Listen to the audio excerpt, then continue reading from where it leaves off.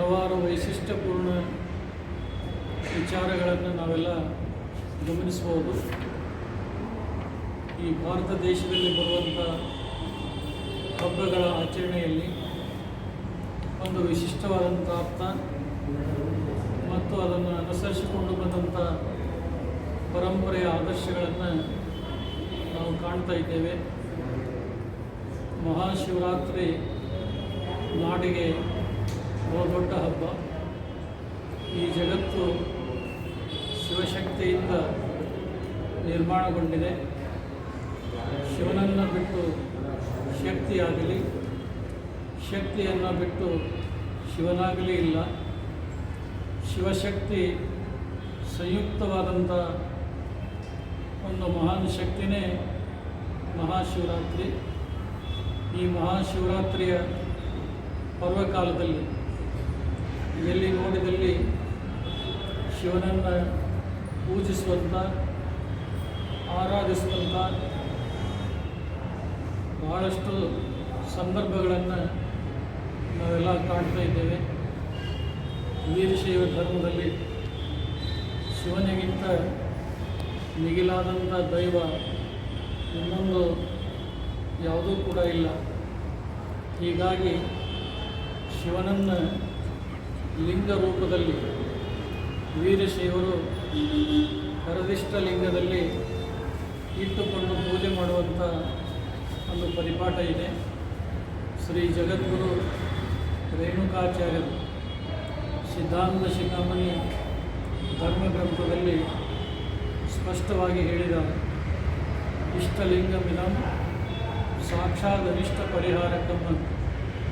ಮನುಷ್ಯನಿಗೆ ಬರುವಂಥ ಅನಿಷ್ಟಗಳನ್ನು ದೂರ ಮಾಡಿ ಇಷ್ಟಾರ್ಥಗಳನ್ನು ಕೊಡುವಂಥ ಶಕ್ತಿ ಯಾವುದಕ್ಕಾದರೂ ಇದೆ ಅನ್ನೋದಾದರೆ ಅದು ಗುರು ಕೊಟ್ಟಂಥ ಇಷ್ಟಲಿಂಗದ ಆರಾಧನೆಯಿಂದ ಅನ್ನುವಂಥದ್ದು ಎಲ್ಲರಿಗೂ ಗೊತ್ತಿರುವಂಥ ವಿಚಾರ.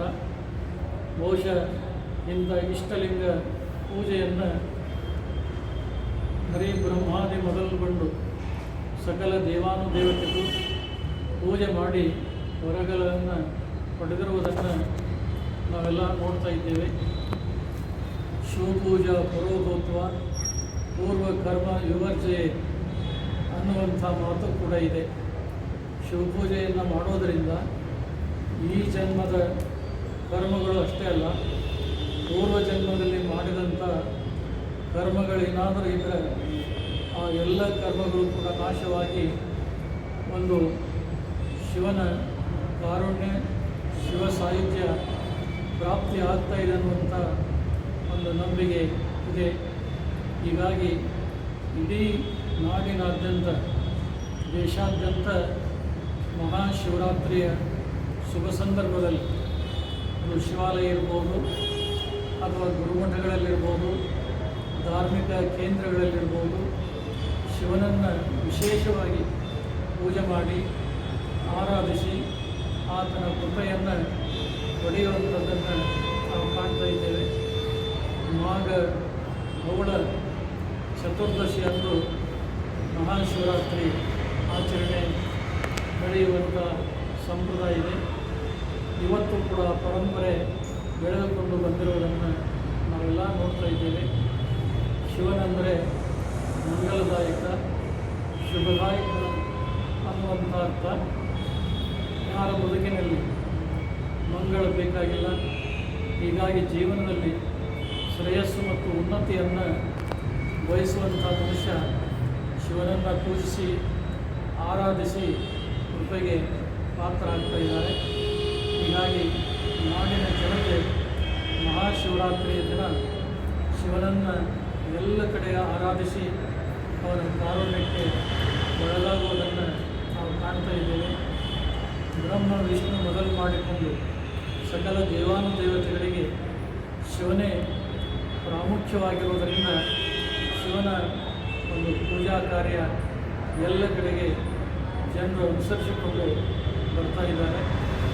ಈ ಕರ್ನಾಟಕ ಅಷ್ಟೇ ಅಲ್ಲದೆ ನಾಡಿನ ಎಲ್ಲ ಪ್ರಾಂತ ಪ್ರದೇಶಗಳಲ್ಲಿ ಶಿವಭಕ್ತರು ಮನೆಯಲ್ಲಾಗಲಿ, ದೇವಾಲಯದಲ್ಲಾಗಲಿ, ಗುರುಮಠಗಳಲ್ಲಾಗಲಿ ಹೋಗಿ ಹೋಗಿ ಶಿವನಿಗೆ ಒಂದು ವಿಶೇಷ ಅಭಿಷೇಕ, ಪೂಜೆ, ಅಷ್ಟೋತ್ತರ, ಮಹಾಮಂಗಲ ಇವೆಲ್ಲವುಗಳನ್ನು ನೆರವೇರಿಸಿಕೊಂಡು ಗುರು ಕಾರುಣ್ಯದ ಜೊತೆಗೆ ಶಿವನ ಕಾರುಣ್ಯವನ್ನು ಪಡೆಯುವಂಥವರಾಗಿದ್ದಾರೆ. ವೀರಶೈವ ಧರ್ಮದಲ್ಲಂತೂ ಇಷ್ಟಲಿಂಗದ ಒಂದು ಮಹಾಪೂಜೆಗೆ ಬಹಳಷ್ಟು ಪ್ರಾಮುಖ್ಯತೆಯನ್ನು ಕೊಟ್ಟಿರುವುದನ್ನು ನಾವು ಕಾಣ್ತಾ ಇದ್ದೇವೆ. ನರ ಹರನಾಗಲಿಕ್ಕೆ, ಭಕ್ತನಾಗಲಿಕ್ಕೆ ಶಿವನ ಆರಾಧನೆಯೇ ಮುಖ್ಯ ಕಾರಣವಾಗಿದೆ. ಲಿಂಗವನ್ನು ಧರಿಸಿದವರೆಲ್ಲರೂ ಕೂಡ ವೀರಶೈವರನ್ನುವಂಥ ಭಾವನೆ ಇದೆ. ಈ ಧರ್ಮದ ಒಂದು ಸಂಹಿತೆಯಲ್ಲಿ ಲಿಂಗ ಪೂಜೆಯನ್ನು ಮಾಡಲಿಕ್ಕೆ ಕೆಲವರೇ ಮಾಡಬೇಕನ್ನುವಂಥ ಪರಿಪಾಠ ಇಲ್ಲ. ಶಿವನನ್ನು ಯಾವ ವರ್ಗದ ಜನರಾದರೂ ಕೂಡ ಭಯಭಕ್ತಿ ಶ್ರದ್ಧೆಯಿಂದ ಶಿವನನ್ನು ಪೂಜೆ ಮಾಡಲಿಕ್ಕೆ ಅವಕಾಶವನ್ನು ಕಲ್ಪಿಸಿಕೊಟ್ಟಿರುವುದನ್ನು ನಾವೆಲ್ಲ ಕಾಣ್ತಾ ಇದ್ದೇವೆ.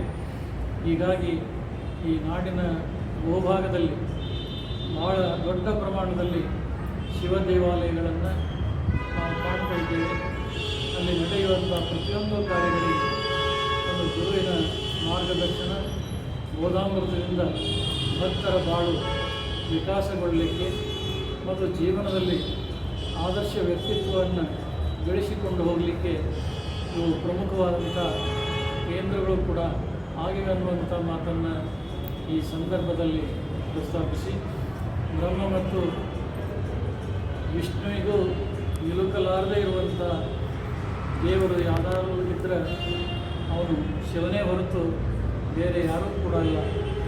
ಬ್ರಹ್ಮ ಮತ್ತು ವಿಷ್ಣು ತಾನು ದೊಡ್ಡವ ಅನ್ನುವಂಥ ವಾದ ವಿವಾದಗಳು ನಡೆದಂಥ ಸಂದರ್ಭದಲ್ಲಿ ಇವರಿಬ್ಬರ ಮಧ್ಯದಲ್ಲಿ ನಿರಾಕಾರನಾದಂಥ, ನಿರವಯನಾದಂಥ, ನಿತ್ಯ ಶುದ್ಧ ಮುಕ್ತನಾದಂಥ ಪರಮಾತ್ಮ ಲಿಂಗ ಸ್ವರೂಪದಲ್ಲಿ ನೆಲೆಗೊಂಡು ಒಂದು ಮಾತನ್ನು ಹೇಳಿದ. ನಿಮ್ಮಿಬ್ಬರಲ್ಲಿ ಯಾರು ದೊಡ್ಡವರಂತ ಕರೆಸಿಕೊಳ್ಳಬೇಕನ್ನುವಂಥ ಭಾವನೆ ಇದ್ದರೆ ನನ್ನ ಪಾದವನ್ನು, ಮುಕುಟವನ್ನು ನೋಡಿ ಬಂದರೆ ಅವರಿಗೆ ಆ ಪರಮ ಪದವಿ ಸಿಗ್ತಾ ಇದೆ ಅನ್ನುವಂಥ ವಾಣಿ ಆಗ್ತಾಯಿದೆ. ಆವಾಗ ಬ್ರಹ್ಮ ತನ್ನ ಹಂಸವನ್ನೇರಿ ಪರಮಾತ್ಮನ ಜಟಾಮುಕುಟವನ್ನು ನೋಡಲಿಕ್ಕೆ ಹೊರಟು ಹೋದ. ಈ ಕಡೆ ವಿಷ್ಣು ಶಿವನ ಪಾದವನ್ನು ಕಾಣಲಿಕ್ಕೆ ಭೂಮಿಯನ್ನು ಅಗಿತಾ ವರಾಹ ರೂಪದಲ್ಲಿ ಅವನು ಹೋದ. ಆದರೆ ವಿಷ್ಣುವಿಗೂ ಶಿವನ ಪಾದ ಕಾಣಲಿಲ್ಲ. ಅವನು ನನ್ನಿಂದ ನಿನ್ನ ಪಾದ ಮಾಡಲಿಕ್ಕೆ ಸಾಧ್ಯವಾಗುವುದಿಲ್ಲ ಅಂಥೇಳಿ ಒಂದು ಗುರುತನ್ನು ಮಾಡಿ ಮೇಲೆ ಬಂದುಬಿಟ್ಟ. ಆದರೆ ಬ್ರಹ್ಮ ಏನು ಪರಮಾತ್ಮನ ಜಟಾಮುಕುಟವನ್ನು ನೋಡಲಿಕ್ಕೆ ಹೋಗಿದ್ದ. ಆದರೆ ಅವನಿಗೂ ಕೂಡ ಜಟಾಮುಕುಟವನ್ನು ಕಾಣಲಿಕ್ಕೆ ಸಾಧ್ಯವಾಗಲಿಲ್ಲ. ಆದರೂ ಬ್ರಹ್ಮ ಏನಾದರೂ ಮಾಡಿ ಸುಳ್ಳು ಸಾಕ್ಷಿಗಳನ್ನು ಸೃಷ್ಟಿ ಮಾಡಿ ಆದರೂ ನಾನು ನೋಡಿ ಬಂದಿದ್ದೆ ಅನ್ನುವಂಥ ವಿಚಾರವನ್ನು ಶಿವನಿಗೆ ಒಪ್ಪಿಸಿ ಪರಮ ಪದವಿಯನ್ನು ಪಡಿಬೇಕು ಅಂತೇಳಿ ಬಯಸಿರ್ತಾನೋ. ಆ ಸಂದರ್ಭದಲ್ಲಿ ಮೊದಲು ವೇದಿಗೆ ಎದುರಾದಾಗ ಈ ಮಾತನ್ನು ಹೇಳಿದಾಗ ಅದು ಒಪ್ಪಿಕೊಳ್ತಾ ಇದೆ. ಮತ್ತೆ ಸ್ವಲ್ಪ ಮುಂದೆ ಹೋದಾಗ ಕಾಮಧೇನು ಎದುರಾಗ್ತಾ ಇದೆ. ಇದೇ ಮಾತನ್ನು ಹೇಳಿದಾಗ ಕಾಮಧೇನು ಕೂಡ ಶಿವನ ಸಮ್ಮುಖದಲ್ಲಿ ತನ್ನ ಒಂದು ವಿಚಾರವನ್ನು ಹೇಳಲಿಕ್ಕೆ ಅದು ಕೂಡ ಒಪ್ಪಿಕೊಳ್ತಾ ಇದೆ. ಶಿವನ ವಿಚಾರಣೆ ನಡೆದಂಥ ಸಂದರ್ಭದಲ್ಲಿ ಮೊಟ್ಟ ಮೊದಲಿಗೆ ಬ್ರಹ್ಮನನ್ನೇ ಕೇಳಿದಾಗ ಬ್ರಹ್ಮ ನಾನು ನಿನ್ನ ಮುಕುಟವನ್ನು ನೋಡಿ ಬಂದಿದೆ ಅನ್ನುವಂಥ ಮಾತನ್ನು ಹೇಳೋದಷ್ಟೇ ಅಲ್ಲ, ಅದಕ್ಕೆ ಸಾಕ್ಷಿಯಾಗಿ 2 ಉದಾಹರಣೆಗಳನ್ನು ಅವರು ಹೇಳ್ತಾರೆ. ಆವಾಗ ಮೊಟ್ಟ ಮೊದಲಿಗೆ ವೇದಿಕೆಯನ್ನು ಕೇಳಿದಾಗ ಹೌದು ಅಂತೇಳಿ ಸುಳ್ಳು ಹೇಳ್ತಾರೆ. ಆವಾಗ ಎಲ್ಲವನ್ನು ಬಲ್ಲಂಥ ಶಿವ ಹೇಳ್ಕೊಂಡು ವೇದಿಕೆಗೆ ಹೇಳಿದ, ನೀನು ಸುಳ್ಳು ಹೇಳಿದ್ದಕ್ಕಾಗಿ ಯಾರಾದರೂ ನಿನ್ನನ್ನು ನನಗೆ ಅರ್ಪಿಸುವಂಥ ಸಂದರ್ಭ ಬಂದಾಗ ನಿನ್ನ ನಾಲಿಗೆಯನ್ನು ಸೀಳಿ ಸಮರ್ಪಣೆಯನ್ನು ಮಾಡಲಿ ಅಂಥೇಳಿ ಒಂದು ಹೇಳಿಕೆಯನ್ನು ಹೇಳ್ತಾನೆ. ಆವಾಗ ಇವತ್ತು ಕೂಡ ನಾವು ಶಿವನಿಗೆ ಕೇದಿಗೆಯನ್ನು ಧರಿಸುವಂಥ ಸಂದರ್ಭದಲ್ಲಿ ಆ ಕೇದಿಗೆಯ ನಾಲಿಗೆಯನ್ನು ಸೀಳಿ ಎಲೆಯನ್ನು ಸೀಳಿ ಶಿವನಿಗೆ ಅರ್ಪಣೆ ಮಾಡುವಂಥ ಪರಿಪಾಠ ಇವತ್ತಿಗೂ ಕೂಡ ಇದೆ. ಇದಕ್ಕೆ ಕೇದಿಗೆ ಆದಂಥ ಅವಸ್ಥೆಯನ್ನು ನೋಡಿ ಏನು ಕಾಮಧೇನುವಿಗೆ ನಡುಕು ಬಂತು. ಒಂದು ಕಡೆ ಕೊಟ್ಟ ಮಾತನ್ನು ತಪ್ಪುವಂತಿಲ್ಲ, ಇನ್ನೊಂದು ಕಡೆ ಸತ್ಯವನ್ನು ಮರೆಮಾಚುವಂತಿಲ್ಲ. ಆವಾಗ ಶಿವನು ಹೇಳಿದಂಥ ಸಂದರ್ಭದಲ್ಲಿ ಆ ಏನು ಗೋವು ಮುಖದಿಂದ ನೋಡಿ ಬಂದಿದ್ದಾನೆ ಅನ್ನುವಂಥ ಸಂಜ್ಞೆಯನ್ನು ಕೊಟ್ಟರೆ ಮಾಲದಿಂದ ನೋಡಿ ಬಂದಿಲ್ಲ ಅಂಥೇಳಿ ಸಂಜ್ಞೆಯನ್ನು ಮಾಡ್ತಾಯಿದ್ದ. ಆವಾಗ ಎಲ್ಲವನ್ನು ಬಲ್ಲಂಥ ಶಿವನು ನಶನಕ್ಕೂ ಒಂದು ಮಾತನ್ನು ಗೋವಿಗೆ ಹೇಳ್ತಾನೆ. ಯಾವ ಮಾತಿನಿಂದ ಯಾವ ಮುಖದಿಂದ ಸತ್ಯವನ್ನು ನೀವು ಹೇಳಬೇಕಾಗಿತ್ತು, ಆ ಮುಖದಿಂದ ಸತ್ಯವನ್ನು ಹೇಳಲಾರದ್ದಕ್ಕಾಗಿ ಯಾರಾದರೂ ಭಕ್ತರು ಪೂಜೆ ಮಾಡಿದರೆ ಯಾವುದೇ ಫಲ ಸಿಗದಿರಲಿ. ಯಾವ ಪೃಷ್ಠಭಾಗದಿಂದ ಧರ್ಮವನ್ನು ಸತ್ಯವನ್ನು ಎತ್ತಿ ಹಿಡಿದಿದೆಯಲ್ಲ, ಆ ಭಾಗವನ್ನು ಭಕ್ತರು ಪೂಜೆ ಮಾಡಿದರೆ ಅವರ ಬೇಡಿದ ಇಷ್ಟಾರ್ಥಗಳು ಸಿದ್ಧಿಸಲಿ ಅನ್ನುವಂಥ ಆಶೀರ್ವಾದವನ್ನು ಕೊಡ್ತಾ ಇದ್ದಾರೆ. ಇವತ್ತು ಕೂಡ ಗೋಪೂಜೆ ಕಾಮಧೇನುವನ್ನು ಪೂಜೆ ಮಾಡುವಂಥ ಸಂದರ್ಭದಲ್ಲಿ ಅಂದ ಚಂದಕ್ಕಾಗಿ ಮುಖ ಮತ್ತು ಕೊಂಬುಗಳನ್ನು ಪೂಜೆ ಮಾಡಬಹುದು. ಆದರೆ ನಿಜವಾದಂಥ ಫಲ ಭಕ್ತರಿಗೆ ಸಿಗುವಂಥದ್ದು ಪೃಷ್ಠಭಾಗದ ಪೂಜೆಯಿಂದ ಅನ್ನುವಂಥದ್ದು ಎಲ್ಲರಿಗೂ ಕೂಡ ಗೊತ್ತಿರುವಂಥ ಸಂಗತಿ. ಇಷ್ಟೆಲ್ಲ ಸುಳ್ಳು ಸಾಕ್ಷಿಗಳನ್ನು ತಂದಂಥ ಬ್ರಹ್ಮನಿಗೆ ಶಿವನು ಹೇಳಿದ, ನಿನ್ನನ್ನು ಜಗತ್ತಿನಲ್ಲಿ ಯಾರೂ ಕೂಡ ಪೂಜೆ ಮಾಡದಿರಲಿ ಅಂತೇಳಿ ಶಾಪವನ್ನು ಕೊಟ್ಟ. ಇವತ್ತು ನಾವು ಎಲ್ಲ ಕಡೆ ನೋಡ್ಬೋದು, ಶಿವಾಲಯಗಳನ್ನು ನೋಡ್ತೀವಿ, ವಿಷ್ಣು ದೇವಾಲಯಗಳನ್ನು ನೋಡ್ತೀವಿ. ಆದರೆ ಬ್ರಹ್ಮ ದೇವಾಲಯ ಎಲ್ಲಿಯೂ ಕೂಡ ಇಲ್ಲ. ಊರ ಹೊರಗಡೆ ಅಗಸಿ ಬಾಗಿಲಿನಲ್ಲಿ ಬ್ರಹ್ಮ ಕಲ್ಲು ಅಂಥೇಳಿ ನೆಟ್ಟಿರ್ತಾರೆ. ಯಾರಾದರೂ ಊರಿನಿಂದ ಆಚೆಗೆ ಹೋಗುವಾಗ, ಹೊರಗಡೆಯಿಂದ ಊರಿಗೆ ಬರುವಾಗ ಆ ಬ್ರಹ್ಮ ಕಲ್ಲಿನ ಮೇಲೆ ನೀರು ಮತ್ತು ಕಾಯಿ ಒಡೆದು ಪ್ರವೇಶ ಮಾಡುವಂಥದ್ದು ಮತ್ತು ಹೋಗುವಂಥ ಪರಿಪಾಠ ಇವತ್ತಿಗೂ ಕೂಡ ಇದೆ. ಇನ್ನೊಂದೆಡೆ ವಿಷ್ಣು ಪಾದವನ್ನು ಕಾಣದೆ ಅಲ್ಲಿ ಒಂದು ಗುರುತು ಮಾಡಿ ಮೇಲೆ ಬಂದಿದ್ದ. ವಿಷ್ಣುವಿನ ಶಿವಭಕ್ತಿಗೆ ಭಾಳ ಮೆಚ್ಚಿಕೊಂಡು ಅವನಿಗೆ ಒಳ್ಳೆಯ ಆರೈಕೆಯನ್ನು ಶಿವನು ಕೊಡ್ತಾ ಇದ್ದಾನೆ.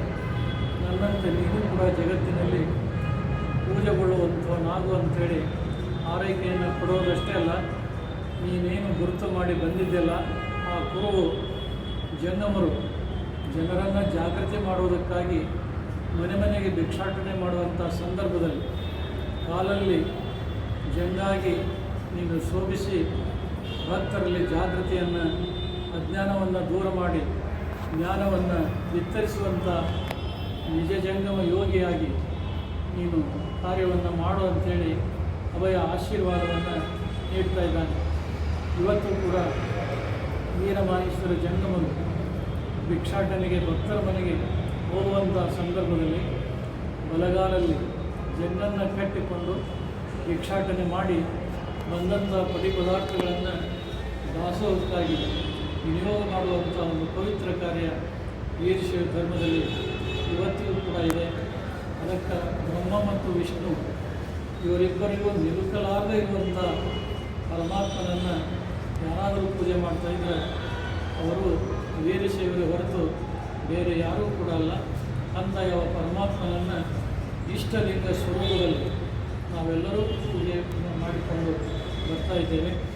ಇಷ್ಟಲಿಂಗದ ಪೂಜೆಯನ್ನು ಮಾಡುವುದರಿಂದ ಸಕಲ ದೇವಾನುದೇವತೆಗಳ ಪೂಜೆಯನ್ನು ಮಾಡಿದಂಥ ಒಂದು ಫಲವೂ ಕೂಡ ಪ್ರಾಪ್ತಿ ಆಗ್ತಾ ಇದೆ ಅನ್ನುವಂಥ ಮಾತನ್ನು ಈ ಸಂದರ್ಭದಲ್ಲಿ ಪ್ರಸ್ತಾಪಿಸಿ, ಶಿವರಾತ್ರಿಯ ಶುಭ ಸಂದರ್ಭದಲ್ಲಿ ಪ್ರತಿಯೊಬ್ಬರೂ ಕೂಡ ಶಿವನನ್ನು ಪೂಜಿಸಿ ಆರಾಧಿಸಿ ಕೃತಕೃತ್ಯರಾಗಬೇಕು ಅಂಥೇಳಿ ಈ ಸಂದರ್ಭದಲ್ಲಿ ಹೃದಯ ತುಂಬಿ ನಾಡಿನ ಸಮಸ್ತ ಜನತೆಗೆ ಶುಭವನ್ನು ಹಾರೈಸ್ತಾ ಇದ್ದೇವೆ.